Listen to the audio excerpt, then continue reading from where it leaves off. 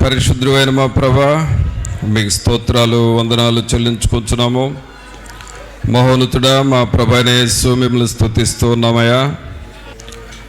మిమ్మలను స్తుతించుటకును, మిమ్మలను గూర్చి పాడి కీర్తించి ఘనపరచుటకును సహాయం చేయండి. మీ కృపలో మమ్మలను బలపరచమని ప్రార్థన చేస్తూ ఉన్నాము. మీరు మాకు ఇచ్చిన ఈ సమయాన్ని బట్టి మీకే స్తోత్రాలు వందనాలు చెల్లిస్తూ ఉన్నాము. కృపామయుడా, దయాసత్య సంపూర్ణుడా, మీకే స్తోత్రాలు వందనాలు చెల్లిస్తూ ఉన్నాము. మీరు ఈ ఆరాధనకు అధ్యక్షత వహించండి. తండ్రిని ఘనపరచుటకును, రక్షకుడైన యేసుక్రీస్తును మహిమపరచుటకును, మేము నాయన పరిశుద్ధాత్మనితో సహవాసము చేయుటకును కృపను దయచేయండి ప్రభా. మా అంతరంగములను మీరు కనికరించండి, మా అంతరంగములను మీరు బలపరచండి. మీ ఆత్మశక్తిని, ఆత్మ పట్టుదలను మాకు మీరు దయచేయండి. ఆత్మ విషయమై తీవ్రత కలిగి ఉండమని చెప్పినారు, అలాగే దేవుని విషయంలో పట్టుదల కలిగి ఉండమని చెప్పినారు. మీ యొద్ద సహనముతో కనిపెట్టమని మీరు చెబుతున్నారు ప్రభా. అట్టి నాయన స్వభావం మాకు మీరు దయచేయండి. తండ్రి అయిన దేవా, మీ సన్నిధిలోనికి వచ్చి మిమ్మల్ని వేడుకొంచున్నాము. మీరు మాకు అధ్యక్షత వహించండి. ఏ రీతిగా మిమ్మల్ని స్తుతించి ఘనపరచవలనో సమస్త విషయాల్లో మీరే మీ కృపను మాకును మీరు సమృద్ధిగా మీరు దయచేయండి. ఈ ఆవరణమంతా మీ సన్నిధితో నింపండి ప్రభా. పాటలు పాడుచుండగా ఆ పాటల ద్వారా దేవుని యొక్క ఆత్మ మమ్మలను బలపరచునట్లుగాను, మిమ్మలను మహిమపరచువారముగా చేయండి ప్రభా. అలాగే మాలో ఉన్నటువంటి నిర్లక్ష్యము, నిర్లిప్తత సంపూర్ణంగా తొలగిపోనట్లుగా చేయండి. దుష్టుని యొక్క ఆటంకములు మాలో కానీ, ఆవరణంలో కానీ, ఎవరిలో ఎక్కడ ఆటంకములు లేకుండా చేయండి ప్రభా. అడ్డుబండయు అడ్డు గోడలను కూలద్రోయమని ప్రార్థన చేస్తూ ఉన్నాము. మిమ్మలను ఘనపరచుటకు మాలో ఉన్న అభ్యంతరములన్నిటినీ మీరు తొలగించండి. పరిశుద్ధాత్ముడా, మీరు మా మధ్య కదలండి. మీ కొరకు మేము మార్గమును సరళము చేయువారముగా చేయండి నాయన. మీరు మా మధ్య సంచరించున్నట్లుగా మా పరిసరాలను, మమ్ములను పరిశుద్ధపరచమని ప్రార్థన చేస్తూ ఉన్నాం. రాజులైన యాజక సమూహముగా మమ్మల్ని ఇక్కడ చేర్చి మహిమ, ఘనత, ప్రభావాలు మీరే ఆరోపించుకొనమని నజరేయుడైన యేసు నామమున అడిగి వేడుకొనుచున్నాము తండ్రి, ఆమేన్. పాటలు పాడుకుందామండి. ఆరాధన గీతంలో నుండి 60వ పాట పాడుకుందామండి.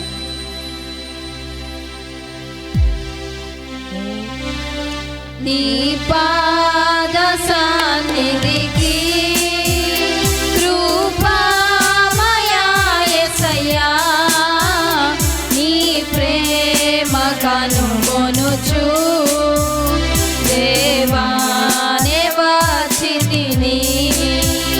నీ ప్రేమ కనుగొనుచు దేవానే వచ్చితిని.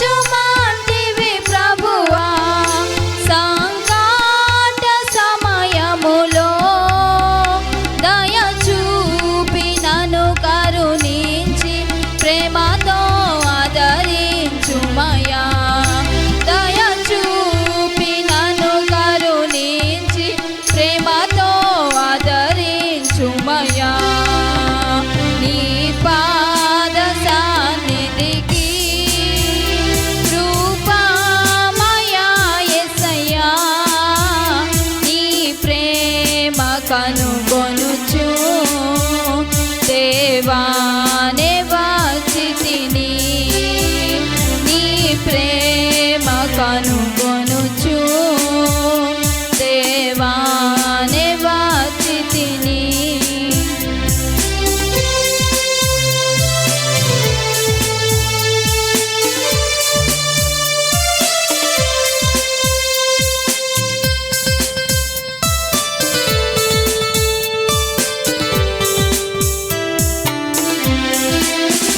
దీవించు వరమౌనట్లు జయ జీవితము నిమ్ము దీవించు వరమౌనట్లు జయ జీవితము నిమ్ము క్షమించి ఆశీర్వదించుటకై ప్రభువా నీ కృప నిమ్ము క్షమించి ఆశీర్వదించుటకై ప్రభువా నీ కృప నిమ్ము నీ పాద సన్నిధికి కృపామయా యేసయ్యా నీ ప్రేమ కనుగొనుచు దేవానే వచ్చితిని నీ ప్రేమ కనుగొనుచు దేవానే వచ్చితిని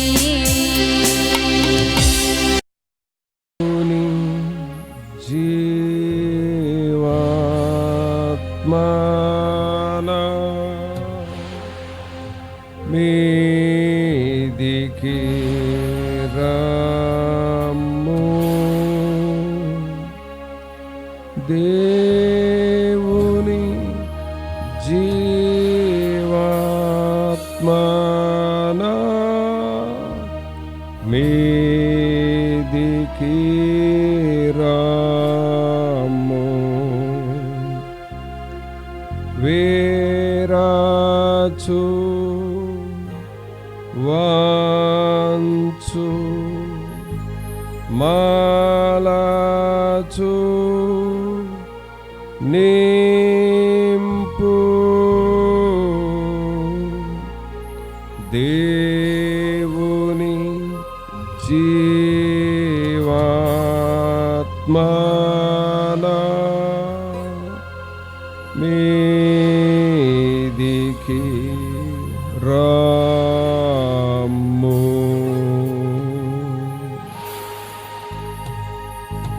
పరిశుద్ధుడైన మా ప్రభా మీకు స్తోత్రాలు వందనాలు చెల్లిస్తూ ఉన్నాం తండ్రి. మహోన్నతుడా మా ప్రభైన యేసు మిమ్మల్ని స్తుతిస్తున్నాము. మీరు మా దేవుడు మా రక్షకుడు, మీకు వందనాలు. మా పక్షముగా ఉండి మీరు చేయించిన ప్రతి మేలు కొరకై మీకు స్తుతులు స్తోత్రాలు వందనాలు చెల్లిస్తున్నాము. మాతో ఉన్న దేవుడవు, మాకు ఆలోచన చెప్పుచున్న దేవుడవు ప్రభా, మిమ్మల్ని స్తుతిస్తూ ఉన్నాము. పరిశుద్ధాత్మ తండ్రి మీకే స్తోత్రాలు వందనాలు చెల్లిస్తూ ఉన్నాం ప్రభా. మమ్మలను మీ సన్నిధిలోనికి తీసుకొని వచ్చారు.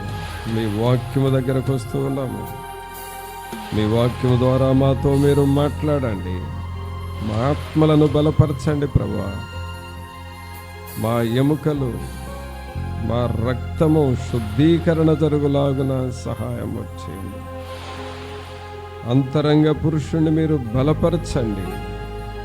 మా ప్రాచీన స్వభావమును తొలగించండి. మీ వాక్యము దగ్గరకు వస్తున్నాము, మాతో మీరు మాట్లాడమని మా ప్రభు అయిన యేసు నామమును అడిగి వేడుకొనుచున్నాము తండ్రి. ఆమేన్. మంచిది పిల్లరా, దేవుని వాక్యంలో నుండి బైబిల్లో చివరి గ్రంథము ప్రకటన గ్రంథంలో ఒక మాట చూద్దాం.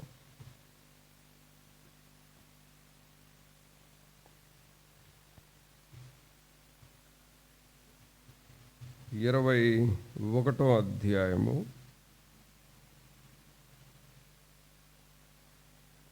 5వ వచనం చదువుదాం. 21వ అధ్యాయము 5వ వచనం. అప్పుడు సింహాసనాసీనుడై ఉన్నవాడు, ఇదిగో సమస్తమును నూతనమైనవిగా చేయుచున్నానని చెప్పాను.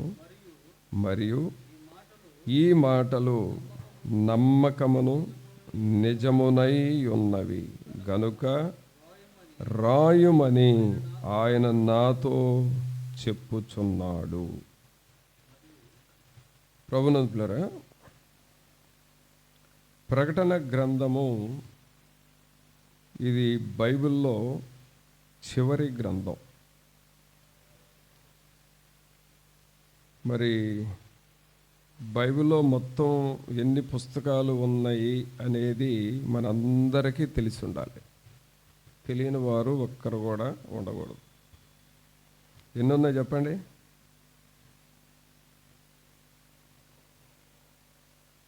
తెలియని వాళ్ళు ఒక్కరు కూడా ఉండకూడదంటే ఎవరు మాట్లాడట్లేదు అసలు. బైబిల్లో మొత్తం ఎన్ని పుస్తకాలు?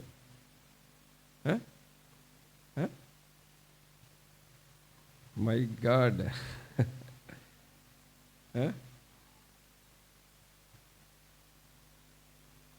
చెప్పండి, ఒకళ్ళన్నా చెప్పండి, నాకు కొంచెం సాటిస్ఫాక్షన్ ఉంటుంది.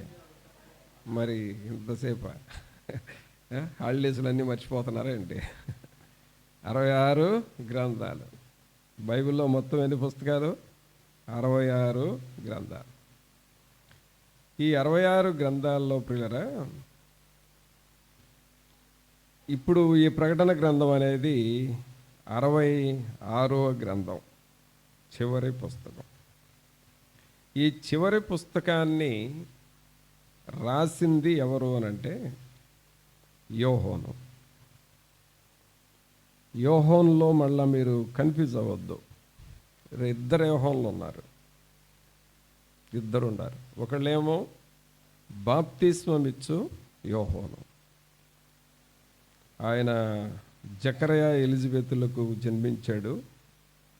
తర్వాత యేసు ప్రభు కంటే ముందు పుట్టాడు. తర్వాత చాలామందికి బాప్తిస్మం ఇచ్చాడు. ఈ యేసు ప్రభుని గురించి చెప్పిన మాట ఏమిటంటే, ఆయన ఇదిగో మరి నా వెనుక వచ్చువాడు నాకంటే గొప్పవాడు, శక్తిమంతుడు. నేను ఆయన చెప్పుల వారు విప్పుటకైనను తగిన వాడను కాదు, ఆయనకు నేను మార్గం సిద్ధం చేయటానికి వచ్చాను అని చెప్పాడు. ఆయన బాప్తిస్మమిచ్చు యోహోను. అయితే ప్రకటన గ్రంథం రాసింది ఎవరు అనంటే ఆ యోహోను కాదు. యేసు ప్రభువుకి శిష్యులు ఉన్నారు, 12 మంది శిష్యులు. ఈ శిష్యుల్ని అపోస్తులని కూడా అంటారు. ఈ అపోస్తులుడైన యోహోను రాశాడు. శిష్యుడైన యోహోను రాసిన గ్రంథం ఇది. తర్వాత ఈ యోహోను ఆ 12 మందిలో యేసుక్రీస్తుకు దగ్గరగా ఉండే వ్యక్తి. Is very near and dear to the lord. చాలా దగ్గరగా ఉండేవాడు. దీన్ని ఇంకా చెప్పాలి అనంటే హార్ట్ ఆఫ్ ది జీసస్ అని చెప్పొచ్చు. Heart of the Jesus. అసలు దేవుని హృదయానికి హత్తుకొని ఉండేవాడు ఎప్పుడు. తర్వాత ఈ శిష్యులైన వారిలో ఏదో ఒక టైంలో కొంచెం చిన్న చిన్న మిస్టేక్స్ కనపడతాయి. ఉదాహరణకు చూస్తే తోమ ఒక శిష్యుడు. ఆయన యేసుక్రీస్తు ప్రభు వారు పునరుద్ధానుడైనప్పుడు మరి శిష్యులందరికి కనపడ్డప్పుడు ఆయన లేడు. మరి మేము ప్రభువును చూచామంటే ఆయన ఏమన్నాడంటే, నేను చూస్తేనే నమ్ముతాను, చూడకపోతే నమ్మను అన్నాడు. చిన్న అంటే అది ఆయన చెప్పింది వాస్తవమే, కానీ అది కొంచెం మైనస్ పాయింట్. నేను కళ్ళతో చూస్తేనే నమ్ముతాను అని అన్నాడు ప్రభువుని. మనం కూడా ఒకవేళ అలాంటి చిన్న చిన్న బలహీనతలు ఉంటాయి. నేనంతా చూస్తేనే నమ్ముతాను, నాకు జరిగితేనే నన్ను నమ్ముతాను అనే అలాంటి మనస్సు ఉంటే అది తోమా మనస్సు, అది మనకు మైనస్ పాయింట్గా ఉంటుంది. అందుకనే ఓ చిన్న మిస్టేక్ తోమాలో. అట్లాగే పేతురును చూస్తే ఒక టైం వచ్చినప్పుడు ఆయన ఎవరో నాకు తెలియదు అని అన్నాడు. అంటే ఇట్లాంటి చిన్న చిన్న మిస్టేక్స్ అపోస్తుల్లో కూడా ఉన్నాయి. అయితే యోహాన్లో, ఈ ప్రకటన గ్రంథం రాసిన యోహాన్లో అలా చెప్పుకోవడానికి ఒక చిన్న మిస్టేక్ కూడా కనపడదు. బైబిల్ మొత్తం ఎక్కడ చూసినా కూడా ఒక చిన్న పొరపాటు కూడా కనపడదు. క్లియరా? ఈ యోహాను దాదాపు 90 సంవత్సరాలు బ్రతికాడు. మంచి నిండు జీవితమే బ్రతికాడు. ఒక జీవితం జీవించినప్పుడు బ్రతికిన జీవితం మొత్తం మీద ఒక వ్యక్తిలో ఒక పొరపాటు జరిగింది అని అంటే దాన్ని మనం పెద్దగా పట్టించుకోకూడదు. పొరపాటు చేయని వాళ్ళు ఎవరుంటారు? పైగా 70 సంవత్సరాలు బ్రతికావు. 70 సంవత్సరాల్లో ఒక్క పొరపాటు కూడా చేయకుండా ఎవరో బ్రతకరు. ఏదో ఒక చిన్న పొరపాటు ఉంటుంది, కానీ దేవుడు దాన్ని క్షమిస్తాడు.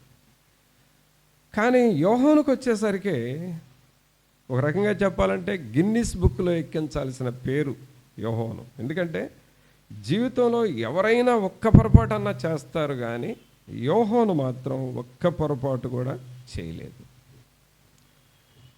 అది ఎలా సాధ్యం?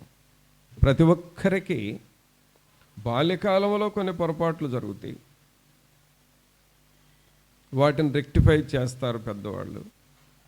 లేదా యవన కాలంలో కొన్ని పొరపాట్లు జరుగుతాయి, వాటి ద్వారా కొంత పనిష్మెంట్, కొంత రియలైజేషన్ వస్తుంది. అయ్యో, మనం యవన కాలంలో చేసినట్టు పొరపాట్లు చేయకూడదని జీవితంలో మరలా ఈ హయ్యర్ ఏజ్ అంటే అబౌవ్ 40 ఇయర్స్కి వచ్చిన తర్వాత ఆ యవన కాలంలో చేసిన పొరపాట్లు చేయకూడదని కొంచెం మార్చుకుంటారు పద్ధతి. ఆ తర్వాత లైఫ్ సాఫీగా ఉంటుంది. ఆ టైంలో కూడా మనం రియలైజ్ కాకపోతే ఇక లైఫ్ వేస్ట్ అయిపోద్ది. ఇలాగూ జీవితం జరుగుతూ ఉంటుంది ఎవరికైనా, అది కామన్. కానీ యోహాను వచ్చేసరికి ఏ చిన్న పొరపాటు లేకుండా బ్రతికాడు. అలా బ్రతకడానికి కారణం ఏంటి అని అంటే, ఒక వ్యక్తి ఏ పొరపాటు లేకుండా చెయ్యాలి అని అంటే, బ్రతకాలి అని అంటే, ఆ సాక్ష్యాన్ని కలిగి ఉండాలంటే మన యాక్టివిటీస్ అన్నీ కూడా దేవుని ఆత్మ కంట్రోల్లోకి వెళ్ళాలి. అంటే ఫుల్ ప్లెడ్జ్డ్గా మన whole body, soul and body and mind, soul and body మొత్తం ఫుల్ ప్లెడ్జ్డ్గా దేవుని కంట్రోల్లోకి వెళ్ళాలి. అలా దేవుని కంట్రోల్లోకి వెళ్ళినప్పుడు ఏం జరుగుతుంది అనంటే, ఏ పొరపాటు కూడా చేయటానికి పరిశుద్ధాత్ముడు మనల్ని అంగీకరించడు. అందువలన ప్రతి విషయంలో కూడా చాలా జాగ్రత్తగా ఉంటాం. అందుకనే మనం ఈ కోరస్ పడుతున్నాం కదా మెసేజ్కి ముందు, దేవుని జీవాత్మ నా మీదికి రమ్ము, నన్ను విరుచు, వంచు, మలచు, నింపు. అంటే దేవుని ఆత్మ మన లోపలికి రావాలి అని అంటే ఆల్రెడీ 3 స్టెప్స్ జరగాలి. విరవబడాలి, వంచబడాలి, మలచబడాలి, మౌల్డింగ్. ఆ తర్వాత ఫిల్లింగ్, నింపబడాలి. ఇవన్నీ జరిగినాయి యోహానులో. అందుకని ఈ యోహాను యేసుక్రీస్తుని కానీ తండ్రి అయిన దేవుని కానీ ఎప్పుడూ బాధ పెట్టలేదు. కాబట్టి ఈ యోహానుకి చాలా పెద్ద ఆధిక్యత ఇచ్చాడు. ఇంకా చెప్పాలి అనంటే, బైబిల్లో ఆది కాండం నుండి మీరు జాగ్రత్తగా చదివితే ప్రవక్తలు ఉన్నారు. వాళ్ళకి ప్రజల మీద ఏమి జరగబోతుందో, ప్రజలకు ఎలాంటి కరువులు రాబోతున్నాయో, ఎలాంటి పరిస్థితులు రాబోతున్నాయో ప్రజల సంగతి మాత్రమే ప్రవక్తలకి తెలియచేశాడు దేవుడు. ఒక్కొక్క పీరియడ్లో ఒక్కొక్కళ్ళు.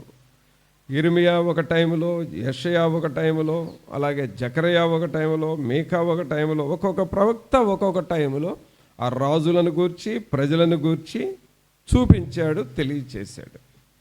అలాగే దానియేలు వచ్చేసరికి ఇంకొక టైంలో బబులోను దేశాన్ని గూర్చి దానియేలుకు చెప్పాడు.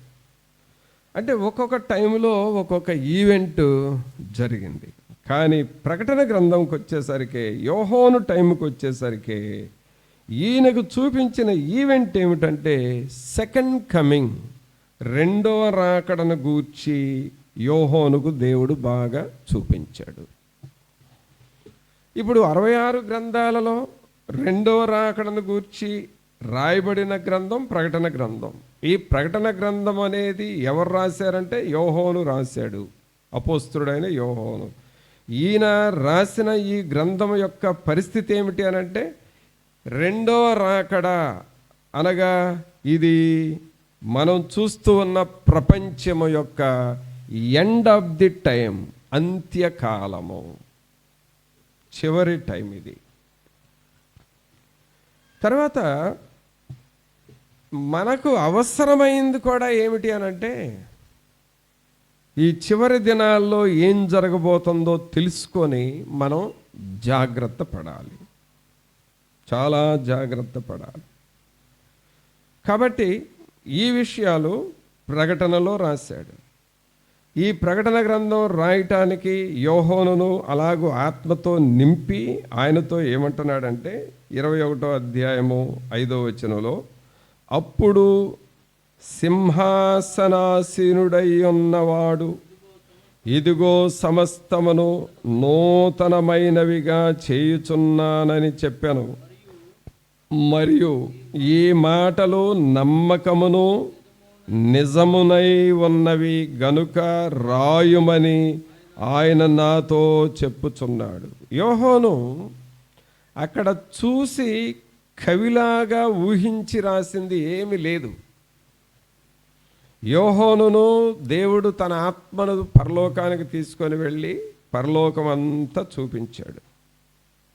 ఆ తర్వాత దేవుడు ఈ భూలోకానికి రెండవ రాకడలో ఎలాగూ దిగి వస్తాడో తిరిగి వస్తాడో చూపించాడు. ఆ తర్వాత భూలోకం ఏమి కాబోతుందో చూపించాడు. అవన్నీ చూపించి ఏమంటున్నాడంటే, ఈ మాటలు నమ్మకమును నిజమునై ఉన్నాయి. యోహాను, ఇప్పుడు నువ్వు చూసావే, ఇవన్నీ నమ్మకము నిజమై ఉన్నాయి. వీటిని రాసి ఒక గ్రంథముగా తయారు చేయి. ఈ గ్రంథాన్ని నా గ్రంథంలో చేర్చు, ఇది చివరి గ్రంథము అని యోహానుకి దేవుడు చెప్పడం జరిగింది. అందుకనే పిల్లరా, బైబిల్లో జనరల్గా బైబిల్ చదువుతాం, కానీ ప్రకటన గ్రంథం బాగా చదవాలి. ప్రకటన గ్రంథం చదవాలి. తర్వాత ఇంకొకటి ఏమిటంటే, అంతకుముందు ఉన్న 65 గ్రంథాలు నెరవేర్చబడ్డాయి, కానీ ప్రకటన గ్రంథం it is a continuous tense, present continuous టెన్స్లో ఉంది ప్రకటన గ్రంథం. అంటే ఆల్రెడీ కొంత నెరవేర్చబడింది, కొంత నెరవేర్చబడవలసి ఉన్నది. ఆ పీరియడ్లో మనం ఉన్నాం. ఇప్పుడు రెండవ రాకడ కొరకు సిద్ధపడుచున్న ఈ టైంలో 21వ అధ్యాయాన్ని మనం బాగా చదివితే 21, 22 అధ్యాయాల్లో దాదాపుగా ఇక ఈ ప్రపంచం యొక్క అంతిమ దినాలు, ఎండ్ ఆఫ్ ది టైం ఎలా ఉంటుందో ఇక్కడ ఉంటా ఉన్నది. అందుకనే ఈ మాటలను మనం బాగా చదవాలి. రెండవది ఏమిటంటే, ఒకసారి 2 సార్లు చదివితే మనకు అది అర్థం కాదు. ఎందుకంటే పరలోకాన్ని గూర్చిన మాటలు కాబట్టి పరలోకం అంత తొందరగా మనకు అర్థం కాదు. అయినా సరే ప్రార్థనాపూర్వకంగా చదవగా నీకు దేవుడు తన ఆత్మతో నింపినప్పుడు చదివితే బాగా అర్థమవుతుంది. మనం అలాగూ సిద్ధపడతాం. ఇదంతా ఇంట్రడక్షన్ పార్ట్గా చెప్పాను మీకు. అయితే అసలు సబ్జెక్టులోకి వెళదాం. ఇప్పుడు అక్కడ ఏమంటాడంటే, అనేక విషయాలు చెబుతూ 5వ వచనంలో ఏమంటున్నాడంటే, అప్పుడు సింహాసనాసీనుడై ఉన్నవాడు. ఎవరండి? అప్పుడు సింహాసనాసీనుడై ఉన్నవాడు అంటే దేవునికి ఒక సింహాసనం ఉన్నది అనేది మనం గుర్తుపెట్టుకోవాలి. దేవునికి ఒక సింహాసనం ఉన్నది. ఆ సింహాసనం కూడా ఎలాంటి సింహాసనం అంటే అత్యున్నతమైన సింహాసనము. అది మనం మన మైండ్లో పెట్టుకోవాలి. We have to keep it in our mind. దేవునికి ఒక సింహాసనం ఉన్నది. ఈరోజు మన వాళ్ళు పాడిన మొదటి పాట అదే. అత్యున్నత సింహాసనముపై ఆసీనుడవైన నా దేవా, అత్యంత ప్రేమా స్వరూపివి నీవే, ఆరాధింతును నిన్నే. అత్యంత ప్రేమా స్వరూపివి నీవే, ఆరాధింతును నిన్నే. ఈ యోహాను దేవుని యొక్క సింహాసనము దగ్గరకు వెళ్ళి ఆ సింహాసనం మీద కూర్చున్న దేవునిని, తండ్రి అయిన దేవునిని చూసి ఆయనను ఆరాధన చేస్తూ ఉన్నప్పుడు తండ్రి చెబుతా ఉన్నాడు యోహానుకి. ఏమంటున్నాడంటే, ఇదిగో సమస్తమును నూతనమైనవిగా చేయుచున్నానని చెప్పాను. ఏం చేస్తా ఉన్నాడంటే, సమస్తము నూతనమైనవిగా అనగా నేను సమస్తము క్రొత్తవిగా చేస్తున్నాను. గమనించండి, నూతనమైనవి, క్రొత్తవి దేవుడు చేసే పీరియడ్లో మనం ఉంటున్నాం ఇప్పుడు. జనరల్గా ఏంటంటే, మనం ఏదో మన డైలీ డ్యూటీ, డైలీ జాబ్, అలాగే డైలీ వర్క్, వీటిల్లో మనం పడిపోతున్నాం. కానీ దేవుడు కూడా తాను ఒక పని చేస్తూ ఉన్నాడు. ఇప్పుడు ప్రజెంట్ టైం, ఇది ప్రజెంట్ కంటిన్యూస్ టెన్స్లోనే. ఇప్పుడు ప్రజెంట్ దేవుడు ఏం చేస్తున్నాడంటే, సమస్తము నూతనమైనవిగా చేస్తూ ఉన్నాడు. మన పనుల కోసం మనం ఎలా ప్రిపేర్ అవుతున్నామో, దేవుడు కూడా రాకడ కొరకు ప్రిపేర్ అవుతూ ఉన్నాడు, ప్రిపేర్ చేస్తూ ఉన్నాడు ప్రజల్ని. ఈ విషయాన్ని మనం గ్రహించాలి. ఈ నూతనమైనవి ఏమిటి అని చూస్తే 21వ అధ్యాయం స్టార్టింగ్లో ఏముంటుందంటే, అంతటా నేను క్రొత్త ఆకాశమును క్రొత్త భూమిని చూచితిని. మొదటి ఆకాశమును మొదటి భూమియు గతించిపోయెను, సముద్రమును ఇకను లేదు. మరియు నేను నూతనమైన యెరూషలేము అను ఆ పరిశుద్ధ పట్టణము తన భర్త కొరకు అలంకరింపబడిన పెండ్లి కుమార్తె వలె సిద్ధపడి పరలోకమందున్న దేవుని యొద్ద నుండి దిగివచ్చుట చూచితిని. అంటే యోహాను చూస్తున్న ఒక సీనరీ అనొచ్చు, లేకపోతే ఒక దృశ్యము అనొచ్చు, లేక ఒక పిక్చర్ అనవచ్చు. ఒక పిక్చర్ చూస్తున్నాడు. జనరల్గా మనం ఏదైనా ఒక సీనరీ చూసినప్పుడు ఎలా చూస్తూ, ఓహో ఇక్కడ ఒక పక్షి ఉంది, లేకపోతే ఇక్కడ ఇది ఉంది అని ఒక సీనరీ చూడగానే ఇలా అనుకుంటూ ఉంటాం. అలాగే యోహాను చూస్తున్న సీనరీ ఏంటంటే, క్రొత్త ఆకాశం చూస్తున్నాడు. ఇప్పుడు మనం పైకి చూస్తే ఆకాశం కనపడుతుంది, క్రిందకు చూస్తే భూమి కనపడుతుంది. ఇది మనం డైలీ చూసాం. ఈ ఆకాశాన్ని, ఈ భూమిని ఇంకెవరు చూశారంటే మీ అమ్మ నాన్న చూశారు కదా. తర్వాత ఆ పైనున్న ఆకాశాన్ని, ఈ క్రిందున్న భూమిని ఇంకెవరు చూశారంటే మీ అమ్మ నాన్నకి అమ్మ నాన్న ఉండారే, వాళ్ళు చూశారు. వాళ్ళు చూసింది అదే, మనం చూస్తుంది ఇదే. ఇంకా వాళ్ళకంటే ముందు ఎవరన్నా చూశారంటే అబ్రహాం గారు చూసింది అదే, నోహు చూసింది అదే. అంటే వాళ్ళందరూ చూశారు. అబ్రహాము దగ్గర నుండి, ఆదాము దగ్గర నుండి, ఆకాశం సృష్టించబడ్డప్పుడు ఆదాము మొట్టమొదటి పురుషుడు కదా, ఆయన దగ్గర నుండి మనం పైకి చూస్తున్న ఆకాశం ఆదాము చూసిన ఆకాశమే, అబ్రహాం చూసిన ఆకాశమే, అలాగే పాత నిబంధనలు ఉన్న భక్తులు చూసిన ఆకాశమే అది. ఈ భూమి కూడా వాళ్ళు చూసిన భూమే ఇది. కానీ ద థింగ్ ఈజ్, అన్నిటికంటే గొప్ప సంగతి ఏమిటంటే ఈ బైబిల్లో వేల పేర్లు లక్షల పేర్లు ఉన్నాయి, వాళ్ళల్లో ఎవరు చూడని దృశ్యాన్ని యోహోను చూశాడు. అది ఆయన స్పెషాలిటీ. ఆయన ఏం చూశాడంటే క్రొత్త ఆకాశమును క్రొత్త భూమిని చూచితిని.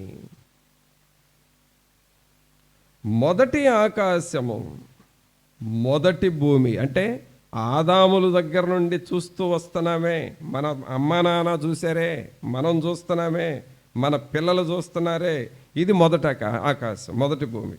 ఇది గతించిపోయి క్రొత్త ఆకాశము క్రొత్త భూమి వస్తుంది. ఎక్కడికి వస్తుంది అని అంటే తర్వాత అంటాడు, సముద్రమును ఎకను లేదు, మరియు నేను నూతనమైన యెరూషలేము అను పరిశుద్ధ పట్టణము. నూతనమైన యెరూషలేము అంటే పరలోకము పేరు నూతనమైన యెరూషలేము. ఈ నూతనమైన యెరూషలేమును ఆ పరిశుద్ధ పట్టణము తన భర్త కొరకు అలంకరింపబడిన పెండ్లి కుమార్తె వలె సిద్ధపడి పరలోకమందున్న దేవుని యొద్ద నుండి దిగివచ్చుట చూచితిని. అంటే ఆ క్రొత్త ఆకాశము క్రొత్త భూమి అత్యున్నత సింహాసనము, అలాగే పరిశుద్ధాత్మ దేవుడు పెండ్లి కుమారుడైన యేసుక్రీస్తు వారందరూ భూమి మీదకి దిగి రావటం చూశాడంట. నేను చూచాను అంటున్నాడు. ఎక్కడికి చూశాడు? అవి ఎక్కడికి దిగి వచ్చినాయి అని అంటే 3వ వచనం, అప్పుడు ఇదిగో దేవుని నివాసము మనుషులతో కూడా ఉన్నది, ఆయన వారితో కాపురముండును, వారు ఆయన ప్రజలయ్యుందురు, దేవుడు తానే వారి దేవుడై ఉండి వారికి తోడై ఉండెను. అంటే ఈ క్రొత్త ఆకాశము క్రొత్త భూమి, ఈ నూతనమైన యెరూషలేము పట్టణం అనేది ఎక్కడికి వస్తుందంటే తన ప్రజల మధ్యకు దిగి వస్తూ ఉన్నది. ఆ ప్రజలు ఎవరయ్యానంటే యేసుక్రీస్తును సొంత రక్షకునిగా అంగీకరించిన ప్రజలు.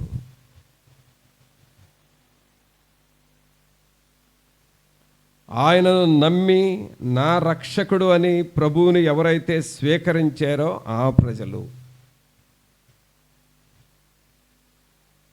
అలాగే ఆయన నామం పేరట తండ్రి కుమార పరిశుద్ధాత్మ నామమున బాప్తిస్మము తీసుకొని ప్రభు బల్లారథంలో పాల్గొంటూ ఆయన కొరకు సాక్షులుగా ఉంటున్న ప్రజలు. ఆ తర్వాత ఇహలోక మాలిన్యము అంటకుండా నేనెప్పటికైనా దేవునితో ఉండవలసిన వాడను, దేవునితో ఉండవలసిన వ్యక్తిని, దేవునితో సిద్ధపడాలి అని అనుకుంటూ బ్రతుకుతూ ఉన్న ప్రజలు వీళ్ళు.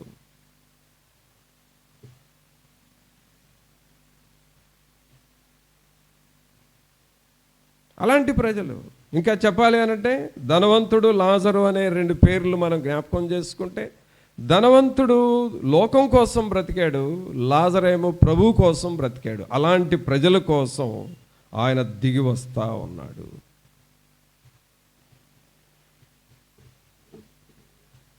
కావున ప్రభునంతులరా, మనం లైఫ్ను గురించి చదువుతూ ఉన్నప్పుడు అసలు లోకమే ఎండింగ్కి వస్తుంది, ఇక మన లైఫ్ ఎంత, మనం ఎంత.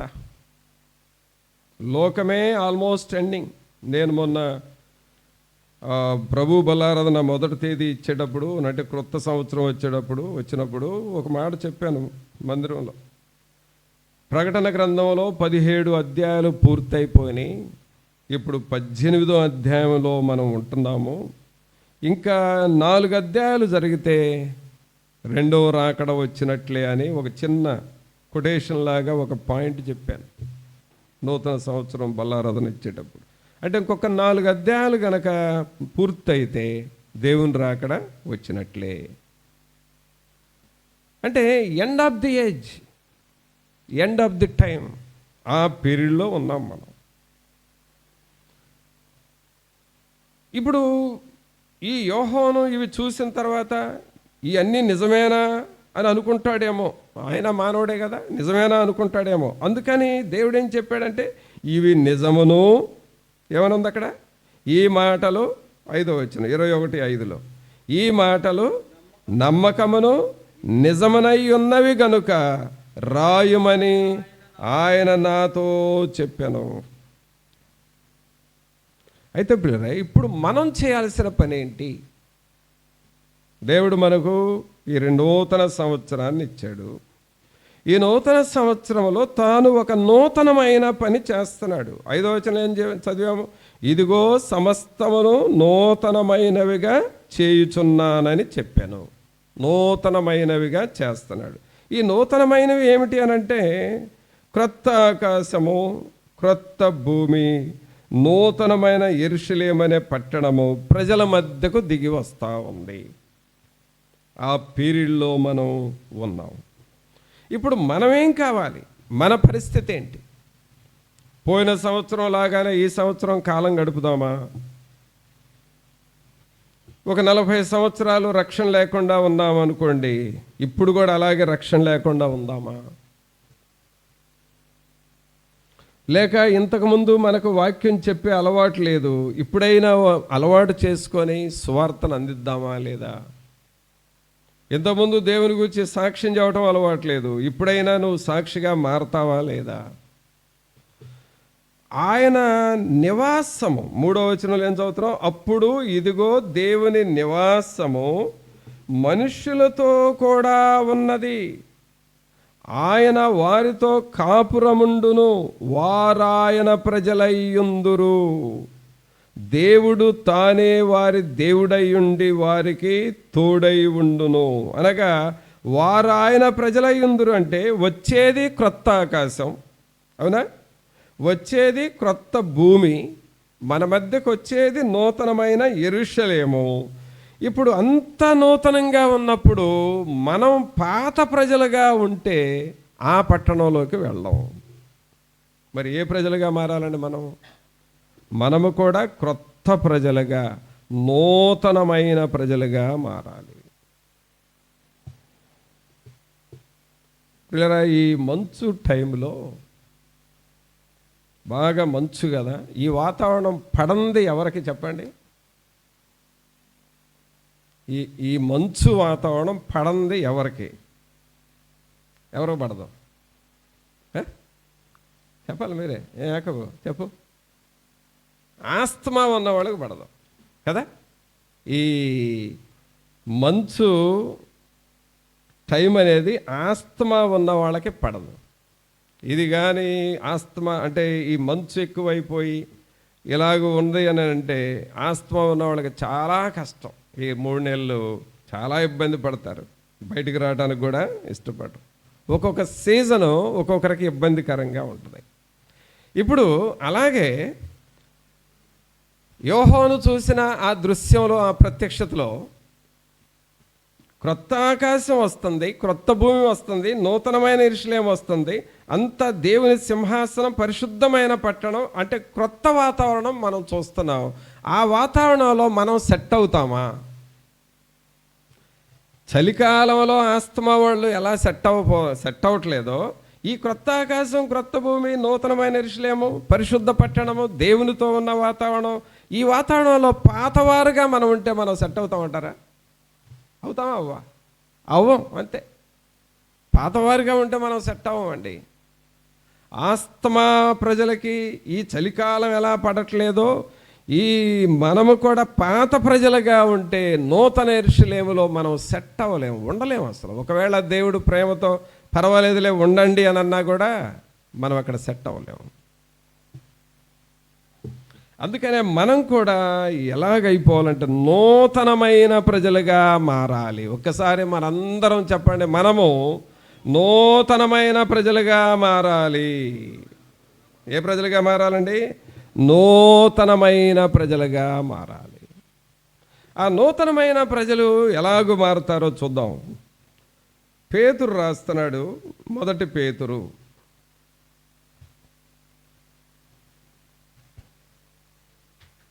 మొదటి పేతురు 3వ అధ్యాయము. నూతనమైన వ్యక్తులుగా మారాలి అనంటే మనం చేయాల్సిన ఒక పని. మొదటి పేతురు 3వ అధ్యాయము 10వ వచనం. జీవమును ప్రేమించి మంచి దినములు చూడగోరువాడు చెడ్డదాని పలుకకుండా తన నాలుకను కపటపు మాటలు చెప్పకుండా తన పెదవులను కాచుకొనవలెను. అతడు కీడు నుండి తొలగి మేలు చేయవలెను. సమాధానమును వెదకి దాని వెంటాడవలెను.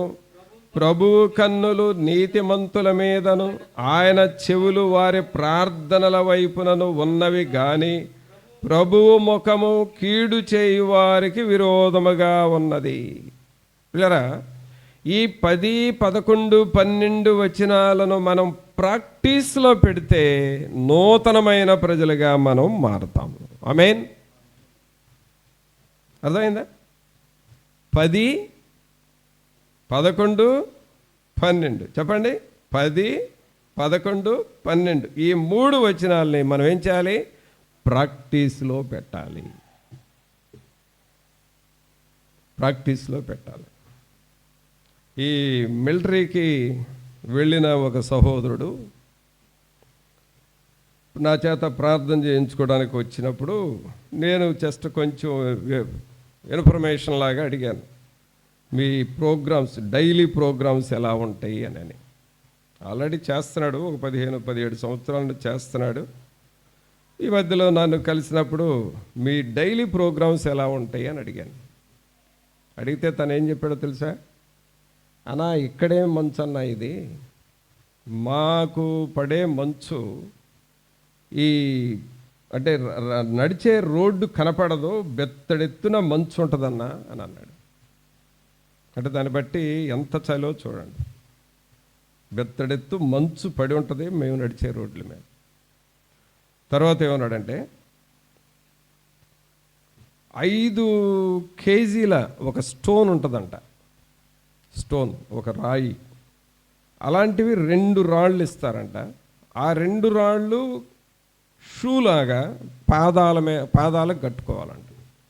ఇటు ఒక 5 కేజీలు, ఇటు ఒక 5 కేజీలు పాదాలకు షూలాగా వేసుకోవాలి. అవంటే అలా ఉంటాయి అవి.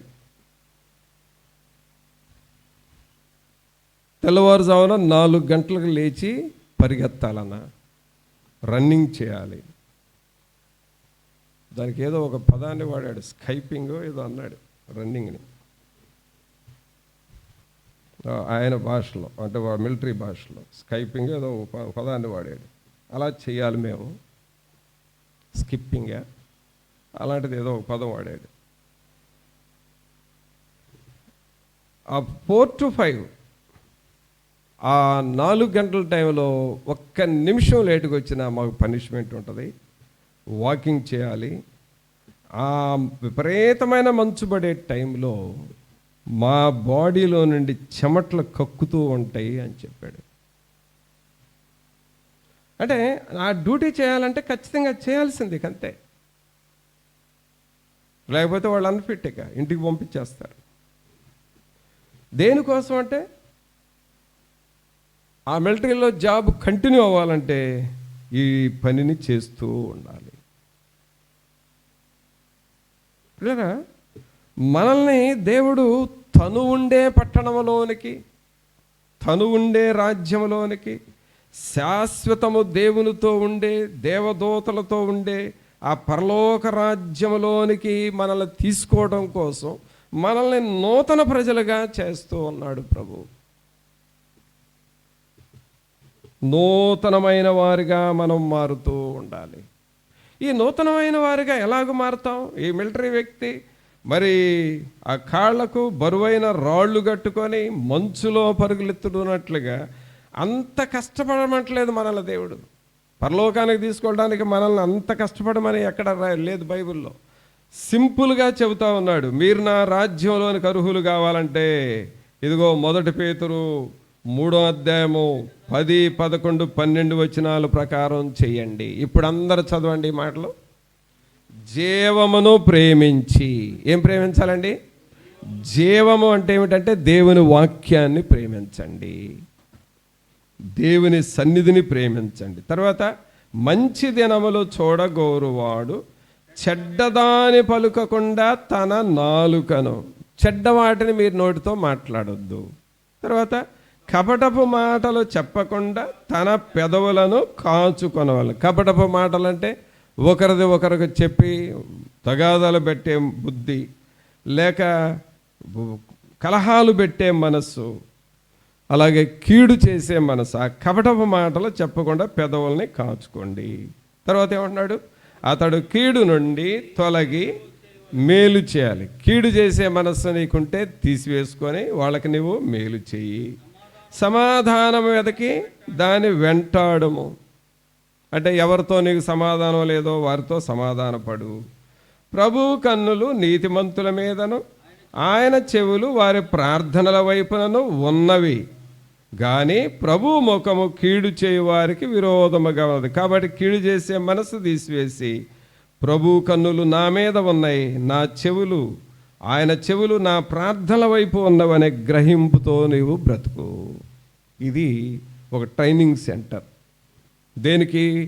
నూతనమైన ఆకాశము, నూతనమైన భూమి, నూతనమైన యెరూషలేము, దేవుడు ఉండే స్థలాల్లోనికి మనం సెట్ అవ్వాలంటే ముందుగా ఈ ప్రాక్టీస్లోకి మనం రావాలి. ప్రాక్టీస్లోనికి రావాలి. చూడండి, నీకు పరిగెత్తే అలవాటు లేకపోతే, ఒకరోజు నేను స్పీడ్గా ఇన్ని నిమిషాలు ఇంత దూరం వెళ్ళాలని నీకు టైం పెట్టి పరిగెత్తిచ్చారు అనుకోండి, నువ్వు పరిగెత్తొచ్చేమో కానీ అలసిపోతావు, ముందుకు పడిపోతావు. డైలీ పరిగెత్తే వాళ్ళని అదే టైంలో పరిగెత్తమంటే పరిగెత్తుతారు, ఆహ్లాదంగా ఉంటారు. ఏంటి నీకు అలసట రావట్లేదంటే, నేను డైలీ పరిగెత్తే వ్యక్తిని, నాకేం అలసట రాదు అంటాడు. అలాగే పిల్లరా, పరలోకానికి చేరటానికి ఈ ప్రాక్టీస్లో మనం రావాలి. ఇది వాక్యం చెప్పే పాస్టర్లకు కూడా రావాలండి. ఇది నేను బాగా గమనిస్తున్నాను. దేవుని సేవకులు పాస్టర్లు అని చెప్పుకుంటున్న వాళ్ళకు కూడా ఈ ప్రాక్టీస్ లేకుండా సేవ చేస్తున్నారు. వాళ్ళు అలసిపోతారు, పరలోకానికి కూడా పోలేరు. ఏదో అనుకుంటారు వాళ్ళు పాస్టర్లు, ఏదో నేను వాక్యం చెబుతున్నానులే అనుకుంటారు. ఈ ఎక్సర్సైజ్ని మనం చేయాలి. నువ్వు దేవుని సేవకుడు అయినా సరే, అలాగే విశ్వాసులమైనా సరే, ఎవరైనా సరే ఈ అభ్యాసం, ఈ ప్రాక్టీస్లోకి రావాలి. అప్పుడు మనం ఈ నూతనమైన యెరూషలేములోనికి మనం వెళతాం, నూతనమైన ప్రజలుగా మనం మారుతాం. తర్వాత ఇంకా నూతనమైనవి ఏం చూశాడు ఈ యోహోను అంటే, ప్రకటన గ్రంథంలోనే రాస్తున్నాడు. చూడండి, 21వ అధ్యాయంలో 9వ వచనం నుండి చూస్తే ఇక్కడ చాలా వివరణ ఇచ్చాడు. ఇవన్నీ మీరు పర్సనల్గా చదువుకుంటే మంచిది, చదివే టైం లేదు. కానీ ఇక్కడ టోటల్గా మనకి ఇక్కడ రాస్తుంది ఏమిటి అనంటే, 10వ వచనం చూడండి. 10 ఆత్మవశుడనై ఉన్నప్పుడు ఉన్న నన్ను ఎత్తైన గొప్ప పర్వతం మీదికి కొనిపోయి, యెరూషలేము అను పరిశుద్ధ పట్టణము దేవుని మహిమగలదై పరలోకమందున్న దేవుని యొద్ద నుండి దిగివచ్చుట నాకు చూపెను. అంటే ఆ పట్టణమంతా దిగి రావటం. తర్వాత ఇంకొక విషయం ఏంటంటే, ఈ పట్టణంలోనికి యోహోనును కూడా తీసుకొని వెళ్ళి అక్కడ నుంచి తీసుకొచ్చాడు. ఇది సింపుల్గా మీకు అర్థం అవడం కోసం ఇంకొక మాట చెబుతాను. అదేమిటంటే, పిల్లలను ఈ పార్కుల్లోకి తీసుకువెళ్తాం. చిల్డ్రన్స్ పార్క్స్ ఉంటాయి కదా పిల్లలకి. ఆ పిల్లలకి ఈ జారుడు బల్లలు ఎత్తుగా ఉంటాయి. ఆ పిల్లల్ని మొదటిసారి అంత ఎత్తు ఎక్కించి క్రిందకు జారేటప్పుడు పిల్లలు భయపడతారు, అమ్మో నేను ఎక్కను, నేను పోను అని భయపడతారు. అలాంటప్పుడు వాళ్ళని ఎంకరేజ్ చేయడం కోసం ఏం చేస్తారంటే, ఈ పిల్లల్ని తీసుకెళ్ళిన వాళ్ళల్లో ఆ జారుడు బల్ల అంత ఎత్తు ఉంటుంది, వెనక స్టెప్స్ ఉంటాయి ఎక్కడానికి, ముందేమో జారుడు బల్ల ఉంటుంది. ఆ ముందు వాళ్ళు జారితే పట్టుకోవడానికి ఒకళ్ళు, అంటే ఈ పిల్లలకు తెలిసిన వాళ్ళు పెద్దవాళ్ళు ఒకళ్ళు ఎదురుగా ఉంటారు. వెనక స్టెప్స్ ఎక్కేటప్పుడు ఒకళ్ళు ఆ పిల్లవాడిని ఎత్తుకొని భుజాన వేసుకొని ఆ స్టెప్స్ అన్నీ ఎక్కి పైకి వచ్చి వాళ్ళతో పాటు కూర్చొని వాళ్ళ కాళ్ళ మీద కూర్చోబెట్టుకొని అలాగూ జారుతూ ఉంటే, నేనున్నాను నీకేం కాదు అని అంటూ ఉంటే ఆ పిల్లలు కొంచెం ధైర్యం వస్తుంది. అట్లా ఒక 5-6 సార్లు చేసిన తర్వాత ఒక్కళ్ళే దిగటానికి కూడా ధైర్యంగా ఉంటారు. అంటే జస్ట్ మీకు అర్థం అవడం కోసం ఎగ్జాంపుల్ చెప్పాను. అలాగే ప్రియులారా, ఇప్పుడు పరలోకాన్ని కూడా దేవుడు ఏం చేశాడంటే, ఆ నూతన ఆకాశము, నూతన భూమి, నూతన యెరూషలేము పట్టణములోనికి ఎలా దిగొస్తుందో యోహోను నమ్మాలి అని అంటే, యోహోనుకు అర్థం కావాలంటే యోహోను ఆత్మను పైకి తీసుకెళ్ళాడు దేవుడు. నీ ఆత్మను కూడా నేను తీసుకెళ్తున్నాను రా, ఎలా దిగొస్తుందో నీకు అర్థం అవుతుందని ఈయన ఆత్మను కూడా తీసుకువెళ్ళి అక్కడ కూర్చోబెట్టి ఆ దేవుని దూతలతో పాటు ఆయన్ని కూడా క్రిందకి దింపాడు. చప్పట్లు కొట్టండి ఒకసారి. ఎలాంటి ట్రైనింగ్ ఇస్తున్నాడండి యోహోనుకి, ఎలాంటి ట్రైనింగ్ ఇస్తున్నాడు చూడండి. ఇప్పుడు ఓహో నూతనమైన యెరూషలేము, నూతనమైన ఆకాశం ఎలా దిగొస్తుందా అని ఈయన ఆత్మను కూడా తీసుకువెళ్ళి అక్కడ కూర్చోబెట్టి దించుతుంటే నేను చూశాను అని అన్నాడు. ఇప్పుడు ఆ పిల్లోడు చెప్పేదేంటో తెలుసా, ఎత్తోటి జారుడు బల్ల, అరే ఒక్కసారే నువ్వు ఎక్కేవా, పెద్దోడైన తర్వాత ఏం చెబుతాడు, ఒక్కసారే నువ్వు ఎక్కేవా అంత ఎత్తు, ఎవరు నీకు సహాయం చేయలేదంటే, లేదు మా అన్నయ్య ఉన్నాడు, లేక మా అక్క ఉంది, నీకేం కాదు నేనుండానని చెప్పి 2-3 సార్లు పైకి తీసుకెళ్ళింది, నాతో పాటు తను కూడా దిగింది, ఓహో ఏమి కాదులే అని ధైర్యం వచ్చి అప్పుడు నేను దిగాను అని ఎవరు తోడుకుంటే వాళ్ళని గురించి వాళ్ళు చెబుతూ ఉంటారు కదా. ప్రియరా, యోహోనును అలాగూ దేవుడు సిద్ధం చేశాడు. బైబిల్లో ఎంతోమంది ఉన్నారు, కానీ యోహోనుకి ఒక స్పెషాలిటీ ఇచ్చాడు దేవుడు. కారణం ఏంటంటే, ఆయన జీవితాన్ని పవిత్రంగా పరిశుద్ధంగా కాపాడుకున్నాడు. దేవుని కొరకు నమ్మకంగా జీవించాడు. అందుకనే పరలోక పట్టణాన్ని చూపించాడు.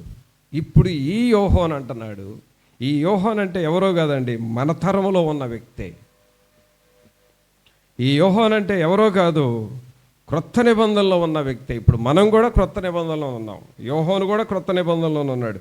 ఈ క్రొత్త నిబంధన వ్యక్తి మనకు చెబుతా ఉన్నాడు, మీరు కూడా ఈ నూతనమైన ఆకాశము కొరకు, ఈ నూతనమైన పట్టణము కొరకు, ఈ నూతనమైన యెరూషలేము కొరకు, ఈ నూతన పరలోక పట్టణం కొరకు మీరు కూడా సిద్ధపడండి, నూతనమైన ప్రజలుగా మారండి అని చెబుతూ ఉన్నాడు. ఆమేన్. మరి ఎంతమంది సిద్ధపడతారు ఇప్పుడు? ఏమండి, ఎంతమంది మనం సిద్ధపడదాం? మనం ఆ నూతన ఆకాశంలోకి ఎంటర్ అవుదామా? ఆ నూతనమైన భూమిలోనికి మనం ఎంటర్ అవుదామా? ఆ దేవుని సింహాసనం దగ్గరకు మనం ఎంటర్ అవుదామా? అలాగూ మనం సిద్ధపడదామా? ఇంకా యోహాను చూసిన అనుభవాల్లో ఇంకొక అనుభవాన్ని రాస్తున్నాడు. అదేమిటంటే 23వ వచనం చూడండి. 23, ఆ పట్టణములో ప్రకాశించుటకై సూర్యుడైనను చంద్రుడైనను దానికి అక్కర్లేదు, దేహమయే దానిలో ప్రకాశించుచున్నది, గొర్రె పిల్లయే దానికి దీపము. అంటే ఇక్కడ పిల్లరా, ఈ వచనం ప్రకారము సూర్యుడైనను చంద్రుడైనను దానికి అక్కర్లేదు అని అంటే, ఇప్పుడు మనం దేనికి అలవాటు పడ్డాము? సూర్యుడికి అలవాటు పడ్డాము, తర్వాత చంద్రుడికి అలవాటు పడ్డాము, అంతేనా? మన తల్లిదండ్రులు సూర్యుడికి అలవాటు పడ్డవాళ్లే, చంద్రుడికి అలవాటు పడ్డవాళ్లే. మన తాతలు ఈ సూర్యుడికి ఈ చంద్రుడికి అలవాటు పడ్డారు. అంటే పగలు మనం తిరగాలంటే సూర్యుడు నీకు కావాలి, రాత్రులు నువ్వు తిరగాలంటే చంద్రుడు కావాలి. మనం ఎవరికి అలవాటు పడ్డ బ్యాచ్? చెప్పాలి. ఒకసారి పెద్దగా మాట్లాడండి. మనం ఎవరికి అలవాటు పడ్డ బ్యాచ్? సూర్యుడికి చంద్రుడికి అలవాటు పడ్డ బ్యాచ్. అవునా కదా? యాక్సెప్ట్ చేస్తున్నాం కదా? సూర్యుడికి చంద్రుడికి అలవాటు పడ్డ బ్యాచ్. రోజు సూర్యుడిని చంద్రుడిని మనం తలుచుకోకపోయినా నువ్వు సూర్యుడికి అలవాటు పడ్డవాడివి, చంద్రుడికి అలవాటు పడ్డ వ్యక్తివి. మనం సూర్యుడికి చంద్రుడికి అలవాటు పడిన ప్రజలం మనం. అయితే యోహానుకి ఇంకొక ట్రైనింగ్ ఇస్తున్నాడు. అదేంటి అనంటే, ఈ సూర్యుడికి చంద్రుడికి ఎంతకాలం నువ్వు అలవాటు పడ్డావేమో కానీ ఇక నుండి సూర్యుడు చంద్రుడు నీకు ఉండడు. ఎందుకంటే సూర్యుడు చంద్రుడు ఉండేది మొదట ఆకాశంలో. సూర్యుడు చంద్రుడు కావలసింది ఎవరికంటే మొదటి భూమి మీద ఉన్న వాళ్ళకి కావాలి. కానీ ఇప్పుడు నేను క్రొత్త ఆకాశం క్రొత్త భూమిని ఇస్తున్నాను. అక్కడ సూర్యుడైనను, అక్కడ ఏమని చదువుతున్నావు? 23 మరలా చదవండి అందరూ. ఆ పట్టణములో ప్రకాశించుటకై సూర్యుడైనను చంద్రుడైనను దానికి అక్కర్లేదు, దేవుని మహిమయే దానిలో ప్రకాశించుచున్నది, గొర్రె పిల్లయే దానికి దీపము. బా, మనకు ఒక పాట ఉంది పిల్లరా. అదేంటంటే, కోటి సూర్యుల కాంతిని మించిన తేజోమయుడవు యేసయ్యా, రాజాది రాజానికే హల్లెలూయా, గహిమ ఘనతా స్తోత్రం. ఓ రాజాది రాజానికే స్తోత్రం, మహిమ ఘనతా స్తోత్రం. ఇక్కడ అంటే అర్థం ఏంటంటే, కోటి సూర్యుల కాంతిని మించిన తేజోమయుడవు అంటే ఇప్పుడు దేవుని లైటింగ్ ఎంతో చెప్తున్నాను. ఇక్కడ చూడండి, ఈ వీడియో కోసం ల్యాంప్స్ పెట్టారు. దానికి కొంత పవర్ ఉంటుంది. ఎంత దీని పవరు? 1000 వోల్ట్స్. రెండు కలిపితే 500. అలాగే కొన్ని వాటిల్లో 1000, 2000 అలా లైటింగ్ ఉంటుంది. ఇప్పుడు దీని ప్రకారం సూర్యుడి యొక్క పవర్ ఎంత, ఆ వోల్టేజ్లో కొలిస్తే ఎంత అంటే మనం ఎవరూ చెప్పలేము కదా. అది సూర్యుడు. ఒక్క సూర్యుడు ప్రపంచం మొత్తానికి లైటింగ్ ఇస్తున్నాడు. అది దేవుని సృష్టి. ఒక్క చంద్రుడు ప్రపంచం మొత్తానికి కాంతిని ఇస్తున్నాడు. అది దేవుని సృష్టి. అయితే పిల్లరా, రాబోయే నూతన ఆకాశంలో, నూతన భూమిలో, మనం ఉండబోయే ఆ పరలోక పట్టణంలో దేవుడు ఈ సూర్యుడు చంద్రుడు అక్కర్లేకుండా ఒక దీపాన్ని పెడతాడంట. ఆమేన్. అక్కడేమనుంది 23వ వచనంలో? గొర్రె పిల్లయే దానికి దీపం. అంటే ఇప్పుడు చూడండి, సూర్యుడు అనే ఒక గ్రహాన్ని, ఆ లైటింగ్ను మనం చూసి దేవుడు పెట్టే దీపము అనే ఆ పదాన్ని చూస్తే, సూర్యుడు దీపము వీరిద్దరు లైటింగ్ వ్యత్యాసం చూస్తే మనకు జనరల్గా ఏమనిపిస్తుంది అంటే, సూర్యుడి లైటింగ్ ఎక్కువ కదా అనుకుంటాం.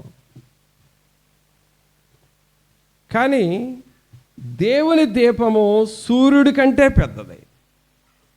ఒక చిన్న పదాన్నే వాడాడు అక్కడ, దీపము. పెద్దవాళ్ళు సింపుల్ మాటలే చెబుతారు, కానీ అవే గొప్ప మాటలు అవుతాయి. అలాగే దేవుడు మనకేమో సూర్యుడిని ఇచ్చాడు, అక్కడ పరలోకంలో దేవుడు దీపం పెట్టాడు. అంటే సూర్యుడిని మించిన కాంతి దీపములో ఉన్నది.